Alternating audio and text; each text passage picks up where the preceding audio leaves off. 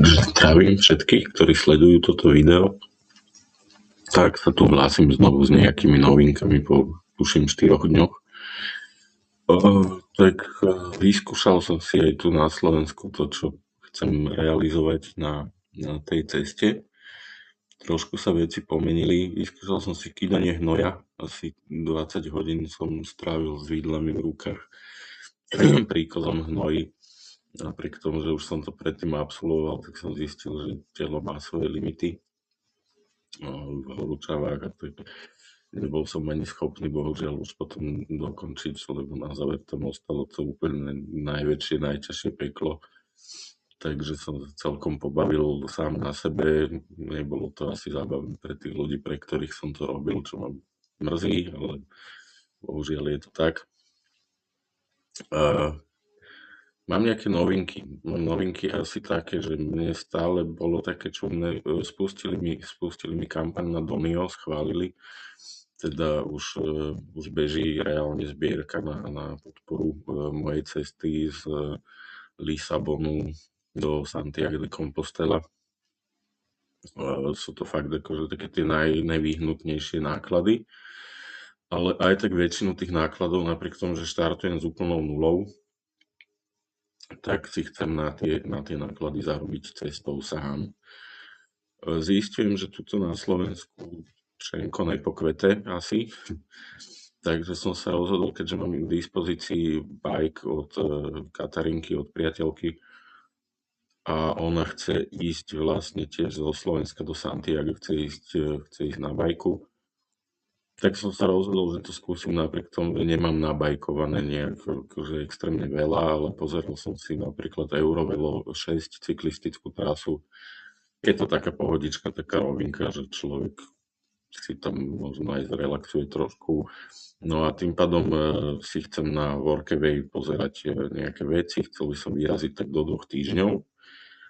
A fakt, že úplne minimalisticky a vlastne precestovať čo najbližšie k Lisabonu na tom bajku.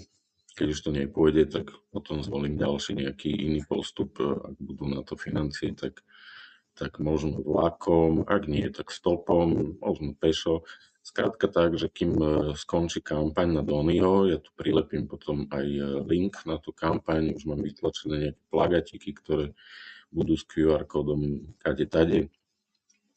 Samozrejme, bude sa dať prispieť aj priamo, ale hovorím, nechcem sa spoliehať na milodary, chcem sa spoliehať na seba a ľudskosť, ktorá verím, že ešte nevymrela. Takže takto nejako to je. A čo sa týka tej cesty, tak hovorím, chcel by som denne na tom bajku spraviť tak do 100 km, čiže vždy si nájsť potom cez Workaway nejaké miestečko, kde by som nejaké 2-3 dní zostal, pomohol tým ľuďom v rámci svojich fyzických možností tentokrát a pokračoval zase ďalej. A všetko by som to rád teda zdieľal s ľuďmi, ktorí majú záujem to sledovať. Bude to podľa mňa taký zaujímavý živý dokument a myslím si, že prídeme na veľa vecí, napríklad aj o tomto svete a o ľuďoch, ktoré nám v tom zhone každodennom nejak unikajú. Takže zatiaľ takto. Veľmi sa na to teším, už sa neviem fakt dočkať, kedy vyrazím na tú cestu. Chcel by som teraz v najbližších dňoch, stále hovorím, teraz v najbližších dňoch budem dávať dokopy bike a výbavu. Chýbajú mi stále pomerne podstatné veci ako batoh, svetla na bike, treba to proste doladiť. Ja potom niekde, možno aj túto pod týmto videom zverejním, čo by som potreboval a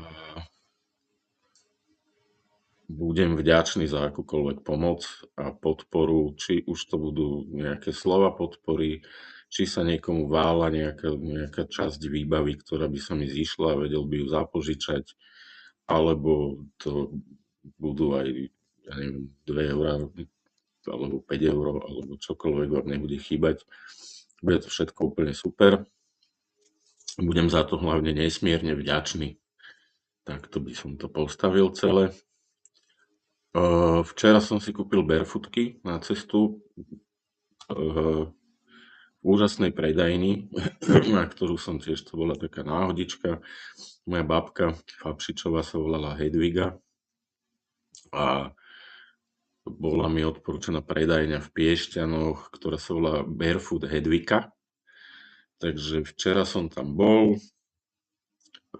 Mám, myslím si, že veľmi slušnú obuv, ktorá je vhodná aj na bike a aj na tie úseky kamiňa, kde sa asi nebude dať ísť úplne, že s bosými nohami, asi kvôli asfaltu, predpokladám. To je taký najväčší nepriateľ. Už som si uhnal plusger popalený od asfaltu, tuto v Čachticiach, takže to je to, čo asi nechcem na 700-kilometrovej ceste.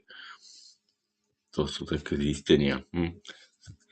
No a ďalej by som uvítal, kebyže ľudia sa začnú aktívne zapájať treba s otázkami, alebo čo by chceli vidieť v ďalšom videu, alebo čo ich zaujíma. A pokiaľ vás nezaujíma nič, tak super. Je to tiež v poriadku.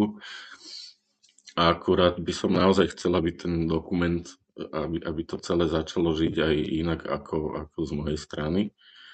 Pretože celé by to malo byť o spájaní ľudí a naozaj o tej ľudskosti, srdečnosti a o tom, čo si ja myslím, že najviac chýba aktívne teraz v našich životoch.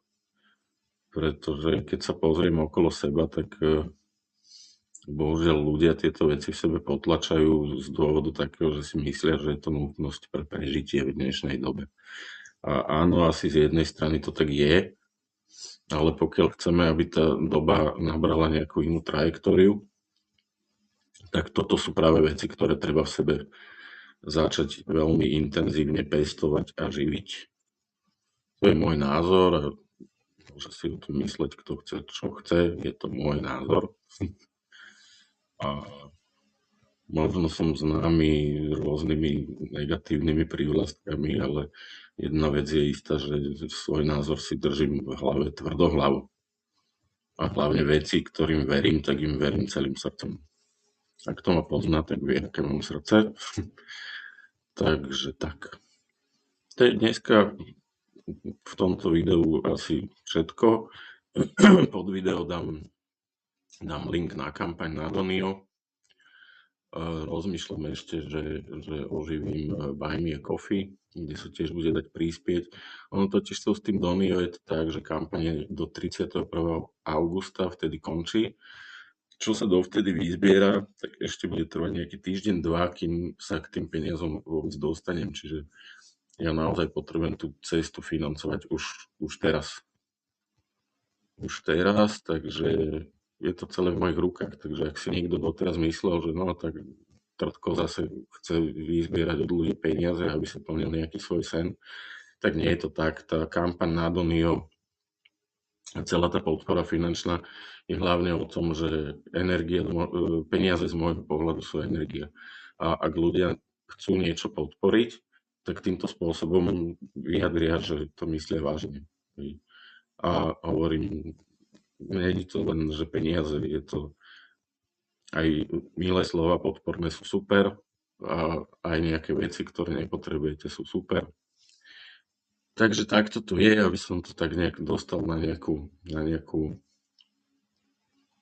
mieru takú, ktorá je bližšie realite, že nie je to o tom, že chcem vyberať prachy a pôjdem na dovolenku. Ona to nebude dovolenka, to už mi je teraz jasné, že to nebude dovolenka, no ale hlavne sa teším z toho, že už tú cestu naštartujem teraz, že pôjdem na tom bajku a že už to začína žiť vlastne hneď okamžite. Že nebudem čakať na nejaké zázraky, že objavia sa peniaze, ja si odletím lietadlom do Lisabonu a potom pôjdem 700 km pešo. Teraz už dnes vnímam to samotné Camino Portugues. Už vnímam, že to už bude taká dovolenka vlastne po tej ceste, pre ktorú som sa rozhodol naprieč Európou. Takže takto. Želám všetkým nádherné dni Ja sa zasa ozvem s nejakým videom a nech sa vám darí. Ďakujem pekne.